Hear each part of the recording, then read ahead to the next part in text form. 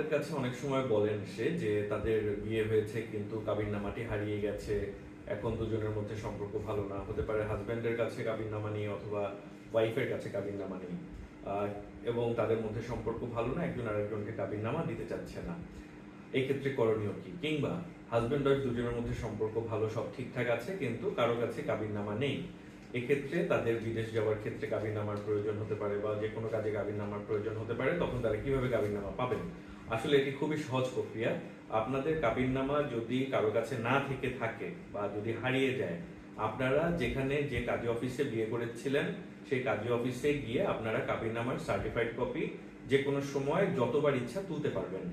এবং আপনাদের যদি মনে না থাকে কোন কাজী অফিসে বিয়ে হয়েছে বা সেখানে ঠিকানা বা ফোন নাম্বার যদি আপনাদের কাছে না থাকে, আপনারা শুধু এতটুকু মনে করবেন যে যেই এলাকাতে আপনাদের বিয়েটা হয়েছে সেই এলাকার কাজী অফিসটা কোথায়, সেই এলাকার কাজী অফিসে গিয়ে আপনারা চাইলেই কাজী আপনাকে এই আপনাদের বিয়ের যে সার্টিফিকেট, ম্যারেজ সার্টিফিকেট বা কাবিননামা, সেটি সার্টিফাইড কপি আপনাদেরকে সরবরাহ করবে। তো এটা নিয়ে দুশ্চিন্ত হবার কোনো কারণ নেই।